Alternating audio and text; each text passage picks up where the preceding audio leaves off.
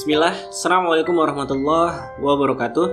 Alhamdulillahi karimi rahman, allamal Qur'an, khalaqal insan, allamahul bayan. Asyhadu an la ilaha illallah wahdahu la syarikalah, wa anna Muhammadan abduhu wa rasuluh.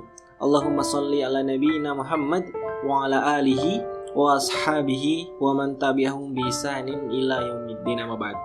Alhamdulillah, kita kajian lagi nih malam ini, yang dimana kajian ini Masya Allah ya, kita bertemakan yakni Dawaku Got Talent. Kita mungkin akan mengulik-ngulik dan membahas lebih dalam sebenarnya apa sih tema atau makna dari Dawaku Got Talent ini gitu ya. Dan banyak sekali dari tim Dawaku dan komunitas Dawaku yang juga pengen banget tahu dan pengen belajar apa sih sebenarnya Dawaku Got Talent itu. Karena sejatinya banyak sekali pembahasan-pembahasan yang akan kita bahas pada malam hari ini, dan semoga ini bisa memberikan manfaat untuk teman-teman semua. Dan kita bakalan kajian malam minggu ini ya. Di luar sana mungkin lagi sedang asik, tapi nggak mungkin juga karena PPKM ya. Tapi ya alhamdulillah kita akan mengisi malam minggu ini menjadi malam minggu yang insya Allah bermanfaat untuk kita semua, yakni dengan tema Dawaku Got Talent. Kenapa sih sebetulnya harus Dawaku Got Talent? Apa sih sebenarnya makna dari Got Talent? Kalau dari Got Talent ini kita melihat bahwasanya menemukan talenta ya. Dawaku menemukan talenta. Talenta apa ya? Talenta yang mungkin ada dalam diri kita masing-masing. Karena sejatinya kita tuh memang mempunyai talenta ya, masing-masing kita punya talenta lah. Ya, ada yang mempunyai talenta A, ada yang mempunyai talenta B, ada yang mempunyai talenta C. Semua itu punya talenta, dan semua itu mempunyai uniknya masing-masing, mempunyai kelebihannya masing-masing. Perlu teman-teman pahami bahwa setiap manusia itu mempunyai kelebihan dan kekurangan. Dan kita sebagai orang yang menjadi khalifah di muka bumi ini harus tahu tuh di mana kelas kita atau di mana posisi kita, apa kelebihan dan kekurangan kita. Biar apa? Biar kita bisa semakin nikmat untuk menjalani hidup ini, menjalani ibadah-ibadah kita. Kalau kita tahu kelebihan dan kekurangan kita, contoh misalnya gini. Saya itu misalnya senang banget kalau misalnya melakukan amalan ibadah yang itu rutin setiap hari. Contoh misalnya yang paling enak itu yang kalau misalnya akhwat-akhwat nih yang senang skincarean, ini ada satu amalan yang enak banget diamalkan, itu adalah wudhu. Wudhu setiap kali batal. Ini Masya Allah ya, ini yang dilakukan oleh Bilal bin Rabah, sahabat Bilal bin Rabah. Bilal bin Rabah itu ya, ketika ditanya ketika dikatakan sama Rasulullah, wahai Bilal, engkau tahu nggak kalau sesungguhnya engkau masih di dunia, tapi sesungguhnya telapak kakimu sudah sampai di surganya Allah. Bayangin ya, seorang Bilal masih di dunia, tapi telapak kakinya, suara sandalnya itu sudah terdengar di surga. Kenapa? Apa kuncinya kira-kira? Karena Bilal melakukan satu amalan yang tidak pernah putus, adalah wudhu setiap kali batal.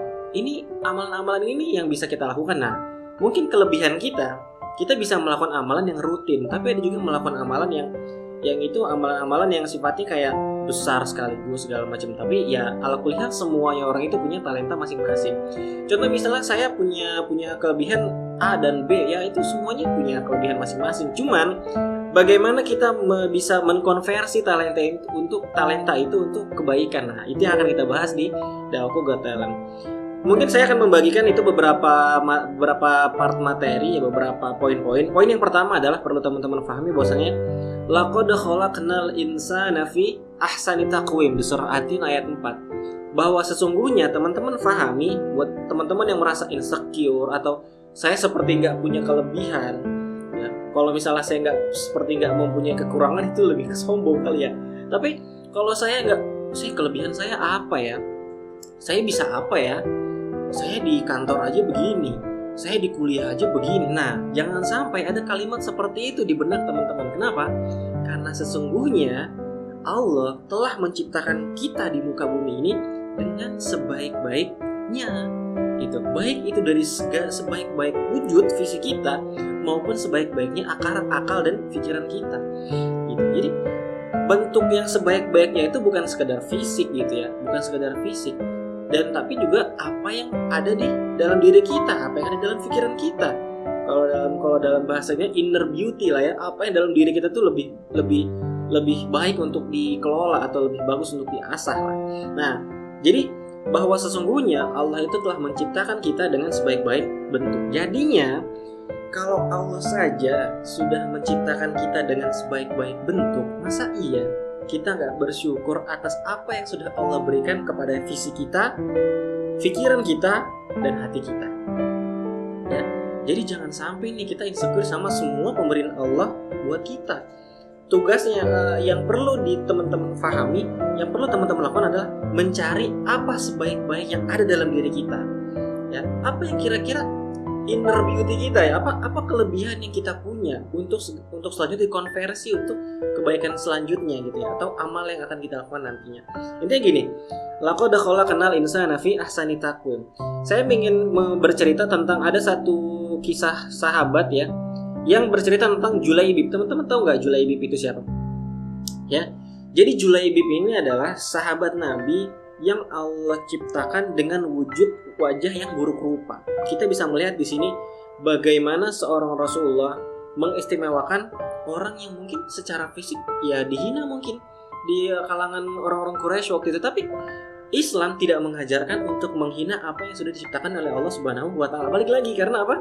Laqad khalaqnal insana fi ahsani taqwim. Sesungguhnya Allah sudah menciptakan kita sebaik-baik bentuk. Kita gak boleh insecure. Nah, balik lagi ya ke cerita Julaibib ya. Jadi Julaibib ini mempunyai wajah yang buruk rupa. Kemudian siapapun orang yang menemui Julaibib itu pasti menghina Julaibib lah ya. Menghina Julaibib, ini wajahnya begini, terkenal dengan buruk rupanya gitu loh. Lalu Rasulullah bertanya ke Julaibib gitu ya. Apa yang kira-kira ditanyakan Rasulullah? Rasulullah bertanya dengan pertanyaan yang dengan lembut gitu ya. Wahai Julaibib, apakah engkau ingin menikah wahai Julaibib? Terus katanya Julaibib menjawab dengan santun dan bijak, siapa orang yang mau menikahkan putrinya denganku ini Rasulullah, sambil tersenyum. Terus kemudian Nabi yang melihat itu, nggak ada ketika Rasulullah melihat wajah Julaibib, nggak ada rasa sedih sedikit pun di wajah Julaibib, jadi udah santai aja gitu. Terus kemudian besoknya ditanya lagi, wahai Julaibib, ya, apakah engkau pengen menikah wahai Julaibib? Terus dijawab lagi sama Julaibib dengan jawaban yang sama, siapa putri atau perempuan yang mau menikah dengan aku gitu loh. Terus di hari ketiga apa yang dilakukan Rasulullah? Rasulullah nggak sekedar bertanya, tapi apa? Rasulullah menarik tangannya Julaibib dan membawanya ke satu rumah, dan rumah ini adalah rumah pimpinan Ansor dan terkenal mempunyai putri yang cantik. Ya. Terus akhirnya Nabi itu ngomong sama pimpinan Ansor ini, ayahnya si putri ini. Wahai pimpinan Ansor, katanya, aku ingin meminang putrimu, katanya. Wah, seneng dong ya pimpinan Ansor ya. Tentu ya Rasulullah, dengan senang hati gitu katanya. Terus kata Rasulullah, tapi aku bukan melamarnya untukku, katanya. Lalu untuk siapa Rasulullah, katanya? Untuk sahabatku Julaibib. Ya, untuk sahabatku Julaibib. Pimpinan Ansor itu pun terdiam karena ia sangat tahu betul siapa Julaibib yang bentuknya buruk rupa. Julaibib bisa dikatakan bentuknya buruk rupa, bahkan miskin dan tubuhnya pun pendek. Ya. Dalam pikirannya pimpinan Ansor, mana mau putriku menikah dengan wajah yang seperti ini gitu ya. Terus tapi di luar dugaan, tiba-tiba dari belakang bilik kamarnya, wanita ini mengatakan bahwasanya, ayah, ibu, apakah kalian akan menolak pinangan Rasulullah SAW? Lalu katanya, aku, kata putrinya, sama sekali tidak akan pernah menolak pinangan Rasulullah. Aku yakin Rasulullah tidak akan membuat kita sengsara, kata putrinya. Insya Allah ya. Lalu akhirnya seketika luluhlah pimpinan Ansor ini dan orang tuanya si putri ini. Akhirnya Julaibib pun mendapatkan seorang bidadari cantik dari salah satu pimpinan Ansor yang terkenal ya, pimpinan Ansor ya, Masya Allah ya. Terus kemudian pernikahan pun langsung dilangsungkan. Tak berapa lama ya, beberapa lama dari pernikahan itu Julaibib pun harus pergi berperang. Ada satu perang yang akhirnya dilaksanakan oleh kaum muslimin. Berangkatlah kaum muslimin. Saat pergi berperang, Rasulullah akhirnya cross check nih, selesai perangnya, Rasulullah cross check siapa nih sahabat yang belum ada nih. Lalu apakah Rasulullah bertanya kepada para sahabat, apakah kalian merasa kehilangan seseorang, katanya. Siapa Rasulullah? Terus kata Rasulullah, Julaibib, sahabatku, kata. Bergegas para sahabat mencari Julaibib. Ternyata Julaibib pun sudah mati syahid. Lalu akhirnya Rasulullah sendiri yang membopong jenazahnya dan memasukkannya ke liang lahat.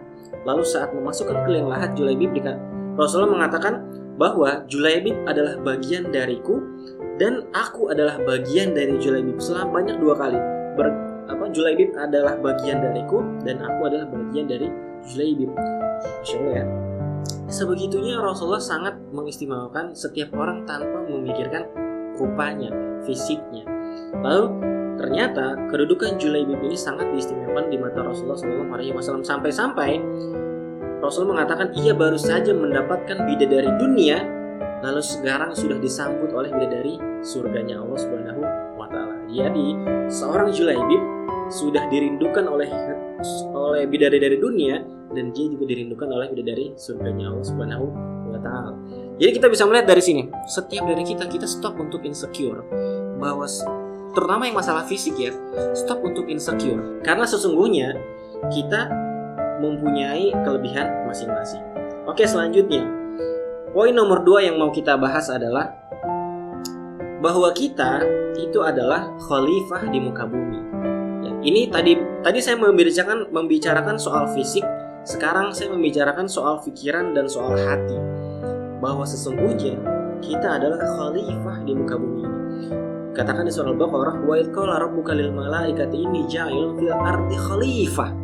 Ya, dan ingatlah ketika Tuhanmu berfirman kepada para malaikat, qalu ataj'alu fiha may yufsidu fiha wa yasfiku dima wa nahnu nusabbihu bihamdika wa nuqaddisu lak qala inni a'lamu ma la ta'lamun.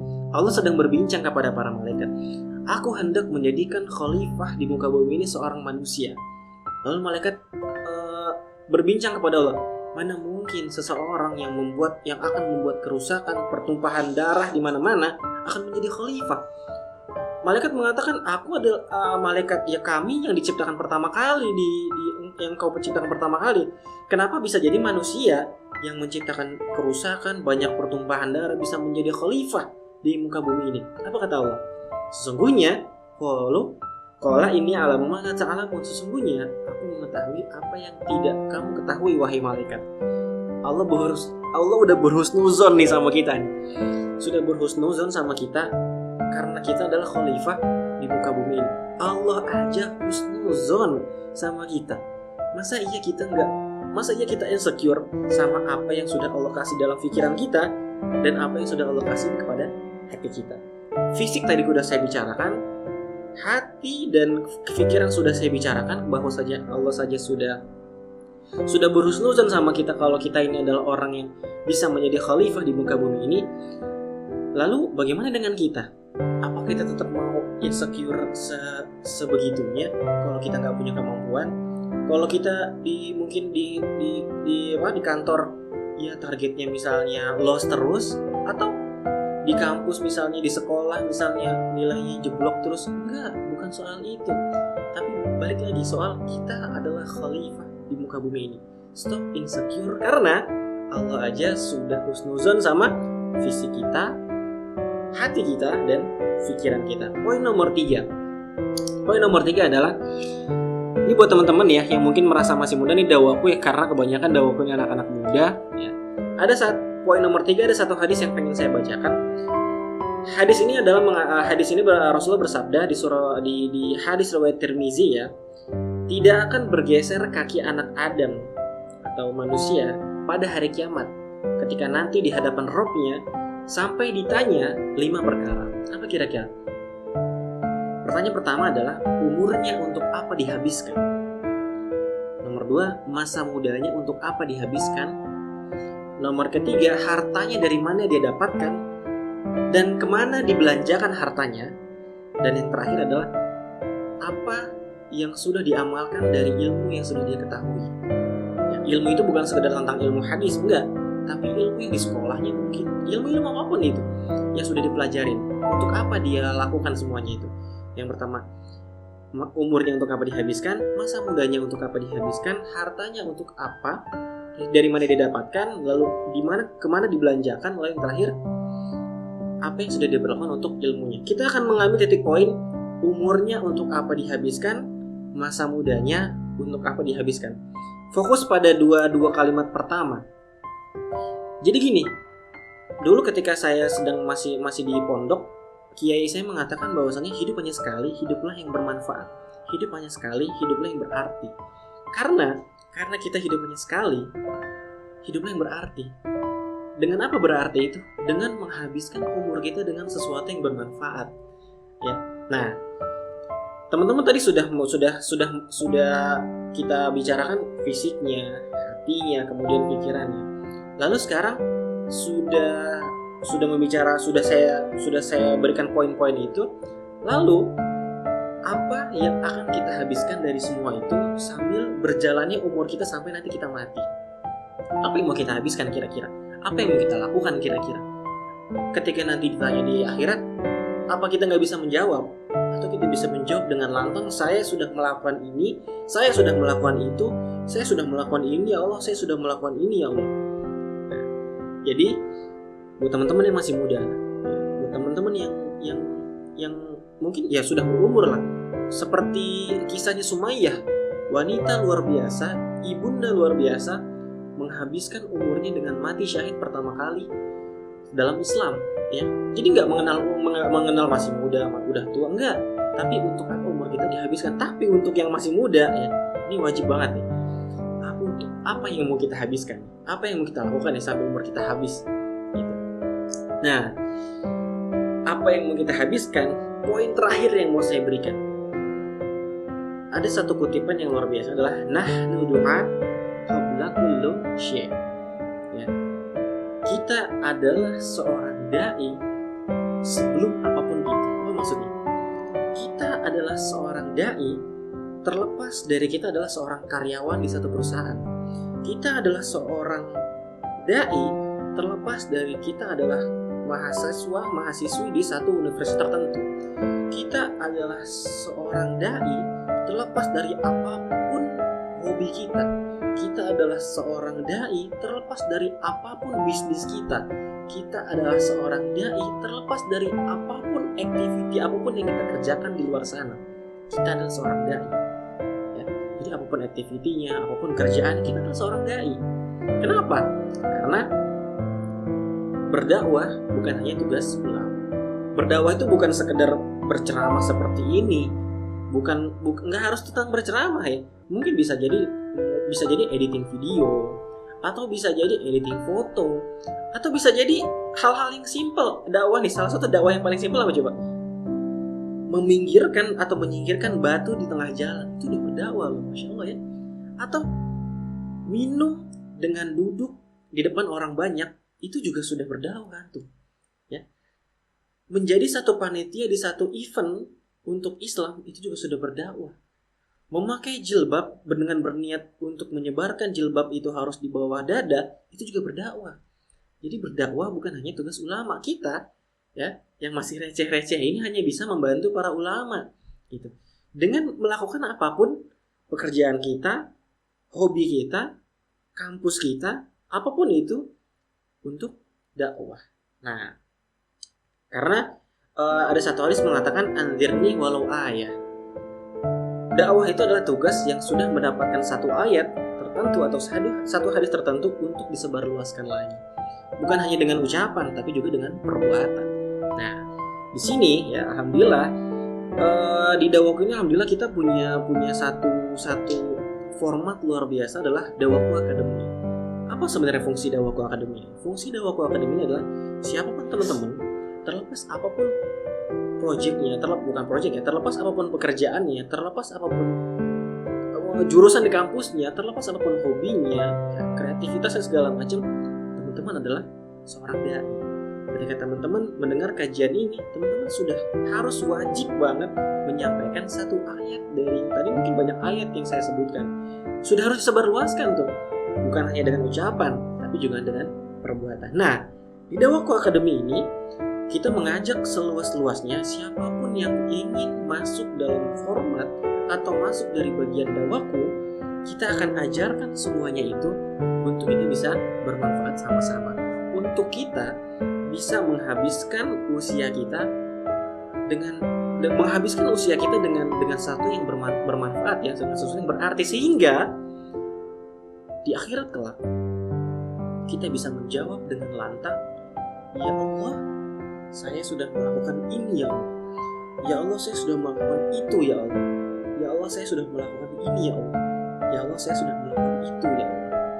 Sehingga kita bisa menjadi orang yang bisa bermanfaat untuk orang banyak, dan kita bisa masuk surganya Allah bareng-bareng.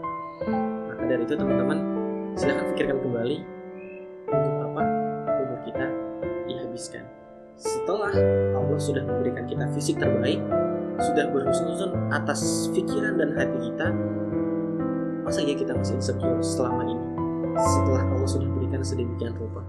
Maka mari kita bermanfaat untuk orang banyak. Semoga kajian malam ini bisa bermanfaat untuk teman-teman semuanya. Syukron. Assalamualaikum warahmatullahi wabarakatuh.